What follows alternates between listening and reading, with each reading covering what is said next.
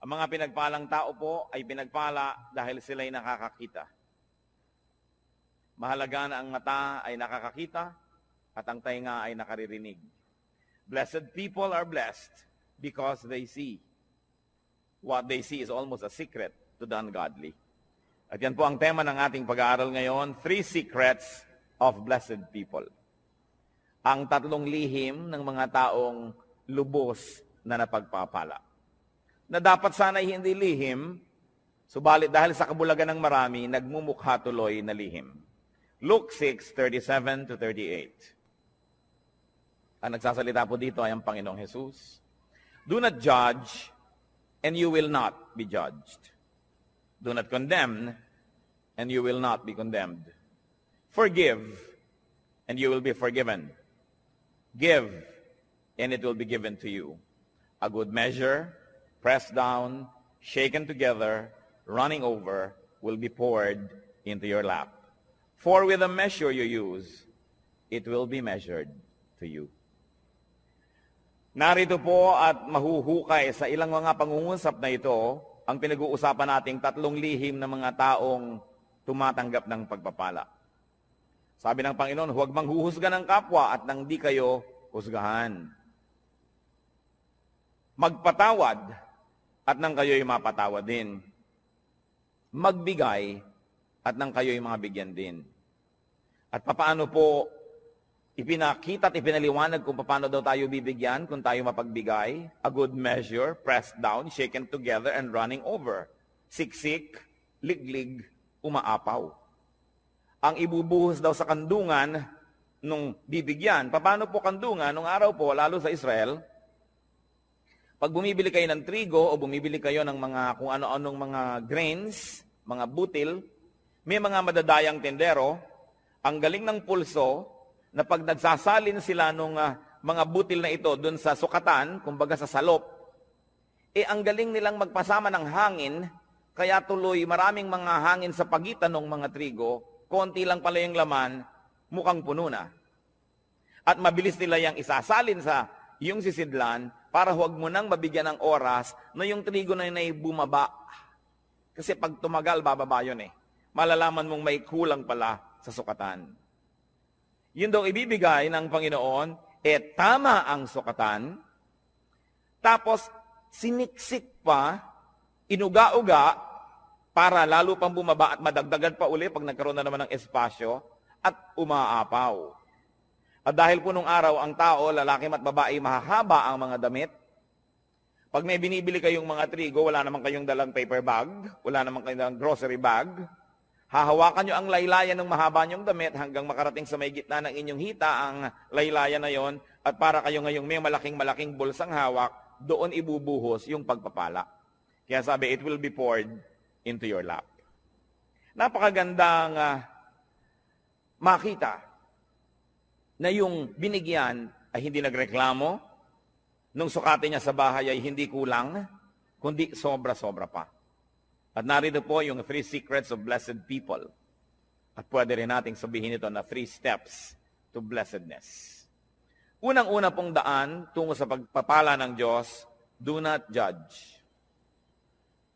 Huwag manghuhusga ng kapwa. Tingnan po natin sa dictionary ang ibig sabihin ng to judge. It is to form an opinion or to pass judgment on someone. So makikita po natin na yung palang lumilikha ka ng yung mga iniisip tungkol sa isang tao, yung sinasabi mo na siya ay ganito, siya ay ganon, hindi mo pa naman lubos na nauunawaan, yan ay isang uri ng judgment. Pag may nagsumbong sa iyo tungkol sa isang tao, hindi mo pa naririnig ang panig ng isinumbong, kampi ka na agad doon sa nagsumbong, isang uri ng judgment. May nabalitaan ka, hindi mo naman nalaman kung anong paliwanag ng kabilang partido, bumuo ka na agad ng pasya kung sino ang tama at mali, sino ang masama at mabuti, isang uri na naman ng judgment. Huwag daw manghuhusga. Matthew 7:1-2, ang Panginoong Jesus, sabi niya, do not judge. This is another echo of what was said. Or you too will be judged. For in the same way you judge others, you will be judged. And with the measure you use, it will be measured to you. What will happen if we judged? Ano pong mangyayari pag tayo naghatol sa kapwa? Malinaw na malinaw ang sinabi. You too will be judged. Pag ikaw ay humatol, hahatulan ka rin. Nino? Ng tao at ng Diyos. Di po ba't pag may mga sinasabi sa iyong, dapat malinis ang bahay mo, dapat ganitong ginagawa mo, dapat ganyan ka, sasabihin ng iba, bakit ikaw? Kasi ikay humahatol, hahatulan ka rin. Pero, ang mas masakit doon, hahatulan ka ng Diyos. At yun ang mabigat na hatol. At ano naman po ang problema kung hahatulan tayo ng Diyos? Well, you will be found guilty. Tiyak na pagka Diyos ang naghukom sa atin at tayo'y sinukat, tayo'y kulang. Tayo'y tinimbang, siguradong tayo'y kulang. Sapagkat sabi sa Romans 3:23, for all have sinned and fall short of the glory of God. Lahat ay nagkasala at kinapos sa kaluwalhatian ng Diyos. May exempted ba? Exempted ba ang mga taga-Bacolod? Exempted ba ang mga taga-Las Piñas? Hindi. Sabi, lahat ay nagkasala at kinapos. Romans 3:10-12, as it is written, there is no one righteous, not even one. There is no one who understands, no one who seeks God. All have turned away, they have together become worthless. There is no one who does good, not even one. Sa tingin ng langit, walang gumagawa ng tama. Lahat ay nagkakamali, panapanahon lang. Kung minsan ay tamang-tama ka ng 2 araw, sa pangatlong araw, nadapa, may mali na. Yun namang iba, hindi na talaga tumabangon sa pagkakadapa, permanente nang nakadapa. Sobra nang nasanay sa pagkakasala. Wala daw nakauunawa. Pero sasabihin natin, hindi po ba may ginagawa kaming tama? Subalit sabi rin sa Bible, ang pinakamagaganda at pinakamalilinis nating gawa ay para lang basahan kung ito ay hahambing sa kalinisan ng Diyos. Kulang at kulang pa rin. Kaya walang maaring magyabang na sasabihin niyang, ako'y tama, so pwede na ako ngayong manghusga ng iba. Ako'y maayos, so pwede ko na ngayong hatulan ng ibang hindi maayos. Sapagkat maaring maayos kayo ngayon, hawak niyo ba ang bukas? Nakatitiyak ba tayo? Napakarami pong naririnig ko nung araw, mga magulang, kung pintasan yung mga anak na dalaga ng kapitbahay, ng mga tagarong kabilang kalye. Pagkatapos, kung lumaon yung mga sarili nilang anak na dalaga ang mga napapariwara, di wala na sila ngayong masabi, dahil nauna na ang paghatol nila doon sa iba, sabi pa naman, kung anong panukat mo sa iba, ganun ka susukatin. Sobra kang mahigpit sa iba, magiging mahigpit din sa iyon Diyos. Yan ang problema pag tayo po'y humahatol agad. Genesis 6:5, nung nilikha ng Diyos ang tao at kutakot-takot na kasalanan at mga kasamaan ng ginawa ng tao, the Lord saw how great man's wickedness on the earth had become, and that every inclination of the thoughts of his heart was only evil all the time. Nakita ng Panginoon kung gaano naging kasama ang puso ng tao na wala siyang hinahangad, iniisip, kundi ang gumawa ng kasalanan. What will happen if you did not judge others? Well, you will not be judged. Yun ang blessedness.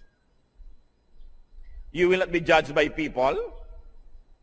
Kasi hindi ka mapagsasabang, bakit ikaw? Bakit ikaw? Kasi wala kang binibitawang mga salita na humahamak sa iba at humahatol sa iba. So bakit kasi silipin? Pero ang mahalaga, God will not judge you. Hindi ko po alam kung naranasan nyo na mga kapatid, mga kaibigan, na talagang may ginawa kayong masama, talagang mali. Tapos huling-huli kayo at wala na kayo talagang maikakatuwiran. At ang kailangan nyo na lang talaga, awa ng kapwa. Ang kailangan nyo na lang talaga, maunawaan kayo, patawarin kayo. Kung tayo nalagay na sa ganung mga kalagayan, alam natin kung gaano kahina ang posisyon ng isang taong may kasalanan. Kaya ang inaalok ng Panginoon, patawad. Napakataas ng Diyos. At sa kanyang kabutihan, sa ating mga kabigo ang siya'y abutin, ay minarapat niyang dumukwang, yumuko at tayo'y abutin. Lumilinis tayo, hindi dahil tayo malinis, kundi dahil tayo'y pinapatawad lamang. Kaya tayo na tumatanggap ng patawad ng Diyos, sino tayo para hindi magpatawad ng iba? Tayo na nangangailangan ng kanyang kabutihan, sino tayo para hindi maging mabuti sa iba? Napaka-importante mga kapatid. You want to be blessed? Do not judge. Pero araw-araw, gaano karami ang inyong binibitay? Gaano karami ang ating ipinapasilya elektrika, pinibigyan ng lethal injection? Gaano karami ang sinisira natin ng puri, pinapakulong natin, sinasaktan natin dahil sa ating mga bibig? Hindi nyo pa alam kung bakit nagkagulo yung dalawang tao, may kakampihan na kayo agad. Pag may nakagalit ang inyong anak, ang inyong kapatid, ang kapatid nyo anak at anak, lagi ang mabuti at ang laging masama ibang tao. Wala pa akong nakitang magulang na yung anak niya nag-drugs, napariwara, gumawa ng mga masama, nasasabihin niya, naku, masama ang anak ko. Wala. Laging nahawa sa masasamang kaibigan. Yung mga magulang naman, nung sinasabing masamang kaibigan na yun din na sinasabi noon, ako yung anak ko na influensya lang nung kabila eh. Kailan tayo magbubukas ng mata para tanggapin ang mga kamalian, mga kahinaan natin at ng mga mahal natin sa buhay? Kampi-kampi. We judge people immediately if they cross the path of those people that we love. Kaya yang pong emosyon, madalas yan bumubulag, sumisira sa isang malinaw na pag-iisip. Nakita niyo po sa mga hukuman, bago patawan ng hukom ang isang nasa sakdal, kailangan mo nang madinig ang magkabilang panig. May saksi ang umuusig, may saksi naman ang nagtatanggol. Pareho silang bibigyan ng panahon, susuriin ang kanilang mga sinasabi. Pero tayo po ba ginagawa natin yon o napakabilis nating gumawa ng mga conclusion na mga pagpapasya tungkol sa iba nating kapwa? Remember, pwede naman kayo mag-judge, okay lang yon. Just be perfect so that you will not be judged. But as long as you have sins, as long as you have errors and weaknesses, be kind with your judgment because you will need the same kindness to be applied to you. Do not judge if you want to be blessed. Ngayon po yung verse 37 ng Luke 6 na binabasa natin, forgive and you will be forgiven. Pangalawang hakbang tungo sa pagpapala, second step to blessedness, forgive. Magpatawad. Ano po bang kahulugan sa diksyonaryo ng forgive? It is to stop blaming. Tigilan na ang paninisi or to absolve from payment. Huwag nang singilin pa. At hindi pinag-uusapan dito ang pera o utang. Mabuting malinaw. Ang pinag-uusapan po dito yung mga utang sa loob na nasaktan kita, sige na, huwag nang singilin. Nagkamali ako sa iyo, sige na patawarin. Nagkulang ako sa iyo, sige na punan. Do not collect or take revenge. Balance the sheets.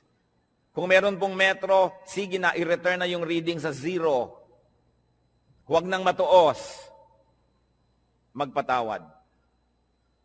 Gaano po sa ating karami ang may dala-dala dito sa puso na lason? Asido. Dahil hindi tayo nagpapatawad ng kapwa.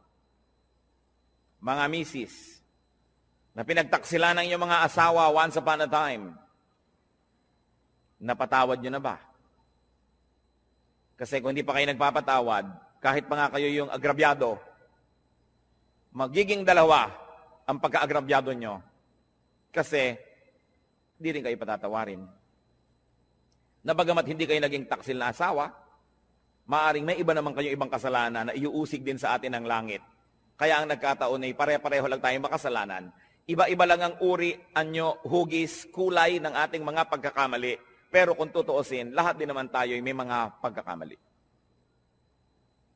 At pag hindi kayo nagpatawad, kayo nagiging bilanggo ng taong kinamumuhian ninyo. Tuwing naaalala nyo siya, nawawalan kayo ng ganang kumain, nawawalan kayo ng ganang matulog, tumatamlay kayo. Pati sa pagnenegosyo nyo, nawawala kayo sa sarili, nagkakamali-mali ang sukli. Nalulugi pa rin kayo. Ipagpalagay na minsan na tayong nalugi, minsan na tayong nasaktan, minsan na tayong nahirapan. Pero habang di pa kayo nagpapatawad, patuloy pa kayong masasaktan. Kaya sa pagpapatawad, hindi lang yung taong nagkamali ang pinapalaya ninyo, kundi ang inyong mga sarili rin. Gaano karami ang dumating ngayon dito na may kinikimkim sa puso na sama ng loob, galit, nakatanim na mga hinanakit. Sayang ang pagpunta nyo rito kung lalabas pa kayo sa pinto ng bulwagang ito na dala-dala nyo pa rin yan pauwi. Alam niyo po ba na kayo'y kinatagpo ng Panginoon ngayon? Hindi ito isang aksidente, sapagkat nais niya tayong lahat palayain mula sa spirito ng hindi pagpapatawad. Kung ang Panginoong Jesus na walang kasalanan, hinampas, sinaktan, ipinako, pinagbuhat ng mabigat na troso, inalipusta, dinuran sa muka, binunutan ng bigote, sinampal, pinagsabihan ng mga masasakit na salita, sa kabila ng kanyang pagbuhay sa mga patay, pagpapagaling sa mga may sakit, pagpapakain sa mahihirap, sa kabila nun ay siya'y nagawa ng masama, subalit siya'y nagpatawad. Sino naman tayo para hindi magpatawad? Meron din naman tayong nagawang mga masasama. What will happen if you forgave?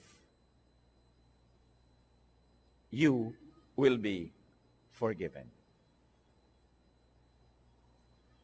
Kuminsan po, nalulungkot ako makita ang marami nating kababayang napaka-mga relihiyoso.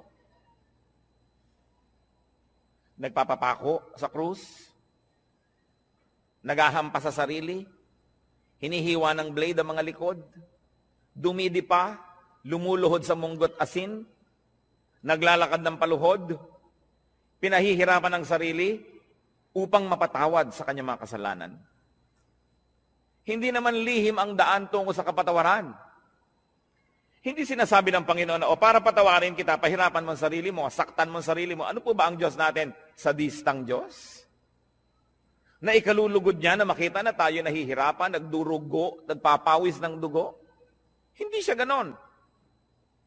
Hindi hinihingi ng Diyos ang ating mga sakripisyo para niya tayo patawarin. Ang sinasabi lang ng Diyos, magpatawad ka sa kapwa mo at mapapatawad ka rin ng langit. Hindi natin kailangan gawin yung mga mahihirap na ginagawa ng marami. Kaya nakakalungkot po sapagkat ko ang Biblia, ang salita ng Diyos ay hindi nakabukas at hindi tinatanggap ng bukas na puso. Maraming ginagawa ang taong nasasayang. Pinipilit niya magpunyagi, maghirap. Subalit hindi naman pala yun ang hinihingi ng Diyos. Magpatawad ka lang sa kapwa. Kaya kung tutuusin, parang mapalad ka pa nga pagka marami nagkamali sa iyo Kasi marami ka ring mapapatawad. Therefore, you position yourself in the path of God's forgiveness. That's why everything that happens can be a blessing. If only you would open your eyes and see that our God is a God who dispenses blessing everywhere, every time, in every situation. What will happen if you did not forgive others? Ano naman ang mangyayari kung di kayo magpatawad? Matthew 6:14-15, ito po ang sabi ng Panginoong Jesus, For if you forgive men their sin against you, your heavenly Father will also forgive you. But if you do not forgive men their sins, your Father will not forgive your sins. Yan po yung dasal nating Ama namin. Patawarin mo po kami sa aming mga utang, gaya rin naman ng pagpapatawad namin sa nagkakautang sa amin. Forgive us as we forgive those who trespass against us. Patawarin mo kami, gaya rin naman ng aming pagpapatawad. So ang sinasabi, Lord, kung kami po ay mahilig magbigay ng patawad, edi mahilig din kayong patawarin kami. Kung ayaw po namin magpatawad, huwag nyo rin kami patawarin. At kung binibigyan po namin ng limitasyon ng aming pagpapatawad, na sinasabi natin, pangatlong beses mo nang ginawa yan, sa susunod, di na kita patatawarin, Lord, ganun din pong gawin niyo sa akin. Pag 3 beses na ako nagkaroon ng isang kasalanan paulit-ulit, sa ika-4, huwag niyo na po akong patawarin. Nauunawa po ba natin ito? Na kung tayo'y hindi nagpapatawad, tayo rin ang nalulugi. Forgiveness is a bridge. Don't burn the bridge over which you too must pass. Kumisan sa kahigpitan natin, ayaw nating may makatawid, sinunog natin ang tulay, pero yun pala, kailangan din nating tumawid, pati tayo nadamay, hindi rin nakatulay. Kailangan ang pagpapatawad. Sasabihin ng iba, Pastor, napakahirap naman po yata yung magpatawad. Agree ako sa inyo. Yes, mahirap. Pero di po ba mas mahirap hindi magpatawad? Naaalala mo pa, sumasakit pa yung dibdib. Lumulungkot ka. Tumataas ang iyong blood pressure. Pagka naaalala mo ang mga gumawa sa'yo ng mali. Mahirap magpatawad, pero mahirap ding hindi magpatawad. Hirap din lang at hirap ang gawin nyo na yung sa panig ng Panginoon, yung inuutos niya magpatawad. At yan po ang dalangin ko ngayon. Kung tayo merong daladala sa puso, dapat patawarin. Siguro parang pelikula na pumapasok sa screen ng inyong utak ang mga mukha ng mga taong ito. Patawarin nyo na. Alang-alang kay Kristo. At kundi man lang alang-alang sa Kanya, mga kapatid, alang-alang sa inyong sarili. Sapagkat malinaw ang sinabi ng Panginoon, ang hindi nagpapatawad ay di rin patatawarin ng Ama sa langit. Kailangan ng isang himala para yan mangyari. Kailangan ng hipo ng Espiritong Banal para tayo magkaroon ng pagpapatawad. At yan po ang hihingin natin sa Diyos ngayon. Isang makapangyarihan na hipo niya. Magkaroon ng himala sa ating puso. Magkaroon tayo ng kakayahang magpatawad, bagamat hindi sana yun ang gusto natin. Kuminsan na yung gusto natin maghiganti. Subalit hindi yan ang paraan ng Diyos. At ang gumaganti, nagagantihan uli, magagantihan, hindi na matapos ang gantihan. So if you do not forgive, you will not be forgiven by people and by God. You will remain guilty. Therefore, you will be judged. And in the end, you will be condemned. Pangalawa pong hakbang, forgive. Pangatlong hakbang, tungo sa pagpapala, give. Napakalinaw po ng sinabi, give and it will be given to you. Magbigay ka at susuklian ka. Bibigyan ka rin. At ano po, higit sa ibinigay mo ang ibibigay sa iyo. Kasi sukat na tama, sisiksikin, liligligin, aalugin at umaapaw pa ang ibibigay sa atin. Wala tayong kalugihan. So give to people. Give people your 3 T's. 3 letrang T. Time, talent, treasure. Ibigay natin yan sa tao. Lalo sa mga mahal natin sa buhay. Nagtataka naman ako sa mga tao na nag-aaway-away ang magkakapatid dahil sa kaprasong mana. Natitikis ang mga kamag-anak na may sakit, may pagdurusa, samantalang meron naman pwedeng itulong. Sabi, give. What we do to people is counted as done for and given to Christ. Alam niyo po ba na ang pagbibigay sa tao, lalo yung hindi nakakaganti, hindi makakapagbayad, ay inaari ni Kristong sa kanya ibinigay at kung ganon, siya ang magbabayad. Ano po ba ang tunay na pagbibigay? Yung ang binibigyan mo ay walang kakayahang gumante ng mabuti rin. Kasi kung may kakayahan, binigyan mo lang, baka investment lang yan, puhunan, namumuhunan ka lang. Nagbibigay ka ng maganda dahil may kapangyarihan siyang magsukli sa iyo sa panahon na kailangan mo siguro ang tulong niya. Hindi nyo ba napapansin, pagka mayaman ng may birthday, mahal ang mga regalo? Tapos pagkapwa natin mahirap ang may birthday, kung ano-ano lang ng mga binalot na kalendaryo, mga tuwalyang may mga sulat na inchik na good morning, na isang laba mo lang, gapak-gapak na. Kasi mahirap ka eh. Baka hindi ka makapagbigay ng mamahalin sa birthday niya, so ba't kanya bibigyan ng mahal? So hindi nagbibigay, namumuhunan. Pero kung tayo po ay mga maralita, may nagregalo sa atin ng napakahalagang bagay, alam nilang hindi natin kayang suklian yon, yun ang tunay na nagbigay. So pati po ang ating mga pagbibigay susuriin natin, tayo ba'y nagpapadama lamang, namumuhunan lamang, o nagbibigay talaga? Sa palagay niyo po ba ay maipagkakaila natin sa Diyos ang tunay na laman ng ating puso? Ang Diyos ang sumusukat, maging na mga iniisip natin na lingid sa ating kapwa-tao. At sabi nga sa Bible po, sa oras ng paghuhukom, sasabihin ng Panginoon, hali kayo mga hinirang, mga pinagpala, nagugutom ako, pinakain ninyo ako, nagiginaw ako, binigyan nyo ako ng balabal. May sakit ako, dinalaw nyo ako. Nakulong ako, nasa piitan, helpless, powerless. Pinuntahan ninyo ako. Handito ang inyong gantimpala. At sabi ng mga tao, kailan naman po namin nakita na ganun kayo? Diyos naman kayo. Sabi ni Lord, aba, lahat ng taong tinulungan ninyo, inaari ko na sa akin nyo yun ginawa. May tanong ako sa inyo. May gumawa ng mabuti sa anak nyo. Di ba tinatanaw nyo? Di ba mas natutuwa pa nga tayo na sa birthday ng anak natin may nagregalo kaysa sa sarili nating birthday? Di ba't kung may mga regaluhan sa Pasko, tinitingnan nyo yung anak nyo kung may nag-aabot man lang kahit isa at nasasaktan ng puso nyo na walang nagbibigay sa kanya? Lahat ng tao, likha ng Diyos. Mahal niya ang lahat ng tao.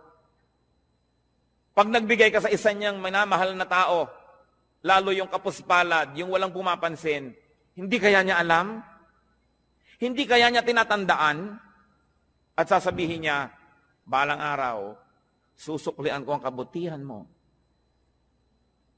Kahit ngayon pa lang, susuklian ko na. Sapagkat mabuti ka dito sa aking mga nilalang. Di ba't pag may sumasakit sa kalooban ng ating mga anak ay tayo unang-unang nasasaktan? So kung may sinasaktan kang tao, sa palagay mo ba hindi mo sinusugatan ang puso ng Diyos?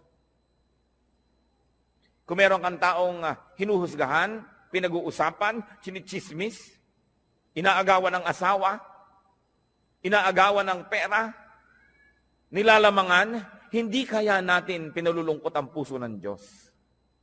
Kaya ang sabi niya sa Matthew 25:45, I tell you the truth, whatever you did not do for one of the least of these, you did not do for me. At yung kabaligtaran naman nun sa verse 40, sabi niya, whatever you did for one of the least of these brothers of mine, you did for me.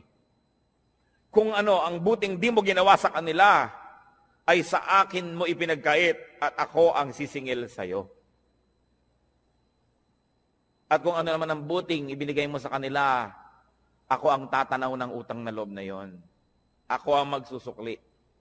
Lalo pang at walang nakapuri sa iyo, walang nakapansin, hindi ka binigyan ng plake, hindi ka ipinagpagawa ng monumento, ako ang nakakaalam ng lihim mong kabutihan. At sabi sa Biblia, yung ama na nakakaalam ng mga lihim na gawang kabutihan, ang siyang magbibigay sa atin ng pagpapala. Whatever we give to people, we give to God.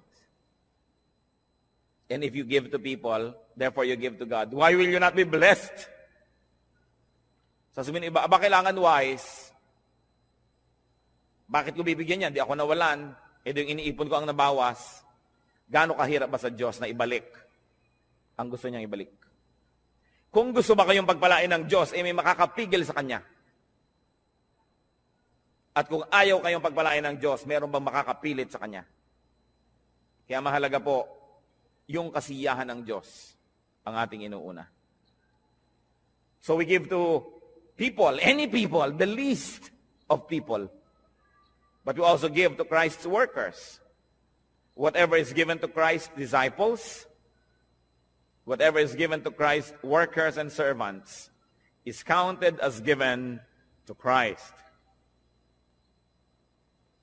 Mark 9:41, sabi ng Lord, I tell you the truth. Anyone who gives you a cup of water in my name, because you belong to Christ, will certainly not lose his reward. Kausap niya po ang kanyang mga disipulo. Sabi niya, maski isang basong tubig lang ang ibigay sa inyo dahil lingkod ko kayo, hindi malilimutan ng langit yon at mayroon siyang gantimpala. Gusto nating matuwa ang Diyos, maging mapagbigay tayo sa kanyang mga lingkod. Hindi lang sa mga pastor. Kumisan nga yung mga pastor, marami nang natatanggap yan ng mga regalo.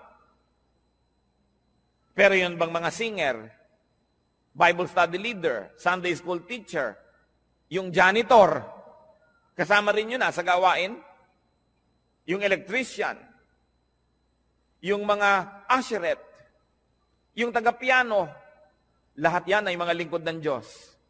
Hindi lang ang pastor. Naroon ba naman na darating kayo sa church ay aabutan nyo man lamang ng kalahating kilong longganisa galing sa Lokban? Itong pianista. Sa palagay nyo ba, hindi aariin ng Diyos yun, nasa kanya ibinigay? Lingkod niya yon? Mag-isip-isip tayo mga kapatid, sapagkat maiksi ang buhay. Kakaunti ang mga araw at bilang. Kailangan bawat araw, meron tayong nabibigyan, may nagagawa ng mabuti. Sapagkat ang lahat ng yan ay tinutuos ng langit. Pero mas mabuti sana na hindi natin ginagawa yun dahil tinutuos, kundi dahil talaga ang puso natin ay naging makadiyos na at ang likas sa Diyos ay mapagbigay. Ganon din naman ang ibinibigay natin sa church, sa gawain ng church, inaari rin yun na ibinibigay kay Kristo. What is given to the church is counted as given to Christ because the church is His body. Sabi po ng Ephesians 5:23, Christ is the head of the church, His body of which He is the Savior.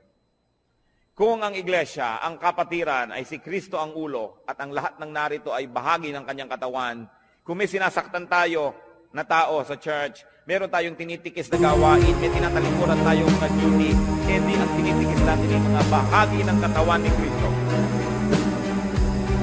Pwede magmahal mo ang isang tao, inaayos-ayos mo yung mukha, pinipicture mo, minamasahe. Pagkatapos, pinuputol mo yung mga daliri, minamartigin mo yung tuhod. Pwede ba yun? Dahil si Kristo ang pinuno ng iglesia, mamahalin natin ang lahat ng bahagi nito. Pagmamalasakitan, aalagaan, tutulungan. What will happen when we give? People, Christian workers, the church, we receive back what we give. You can never outgive God. Katulad ng mga lingkod ng Panginoon, mga pastor, mga misyonero na marami nagre-regalo, tiyak na yung mga nagre-regalo doon dahil una nang naregaluhan noong magkagawa na yun ng Panginoon. Siguro na ipanalangin, siguro naturuan, na bigyan ng pangaral, na bless, kaya kayo nagsusukli. Yan ang sinasabi, pag nagbigay ka, may babalik. Ngayon, kung walang nagbibigay sa iyo kapatid, hindi mag-isip-isip ka rin. Baka naman hindi ka rin nagbibigay kasi. Because if you are a blessing to people, the same people will also be blessing. Because life is a circle. Mabalik-balik lang. We inhale, we exhale. Araw, gabi, dilim, liwanag. Give, receive. Yun ang buong circle. Ngayon, kung kayo lamang ay receive ng receive, one way. Nakita po ninyo ang mga estero dito sa Maynila, ang mga kanal, bakit mabaho? Bakit ayaw lumakad ng tubig? Kasi barado. Dahil ang mga ilog dito, sa dami ng bara, tanggap lang ng tanggap ng mga dumadating pang tubig, dumadating na kalat, hindi naman ibinibigay, hindi naman lumalakad, tanggap lang ng tanggap, bumabara tuloy. Ano ba ang magandang ilog? Di po ba't yung umaagos? Na narito ako, tatanggap ako, ibibigay ko. Tatanggap ako, ibibigay ko. May agos. Pag tumatanggap tayo ng pagpapala ng Diyos, meron tayong ginagamit sa sarili, may ibinibigay tayo, may agos. Pero kung sinosolo mo, ang kamay mo'y punong-puno na ng mga luma at mga hampok at mga bilasa ng mga pagpapala, paano ka tatanggap ng bago? Kailangan kasi pag may pagpapala, ibinibigay natin sa iba, tinatanggap natin yung iba, wala ka na namang laman, bibigyan ka na naman ng Diyos. How can you inhale when you have not exhaled? So it's a matter of giving and receiving. And we receive back what we give. Kaya sabi sa Luke 6:38, give and it will be given to you. A good measure, pressed down, shaken together, and running over will be poured into your lap. At sa Luke 6:38, for with the measure you use, it will be measured to you. Kuripot po ba kayo sa kabutihan? Magiging kuripot din sa inyo ang langit. Mapagparaya ba tayo at mapagbigay? Ganon din ang tatanggapin nating atensyon mula sa langit. Because what you give is what you will receive. We will be judged and condemned just like the way we judge and condemn others. So pag-ingatan ng bibig, we will be forgiven just like the way we forgive. And we will be given just like the way we give. May 3 bagay pong kailangan tayong mga tao. Unang-una, kalayaan mula sa judgment, mula sa paghuhukom. Kasi lahat tayo guilty. Kailangan din nating mapatawad tayo dahil tayo may kasalanan. At kailangan din nating tumanggap ng pagpapala ng Diyos. Simple, para ang lahat ng yan ay maganap.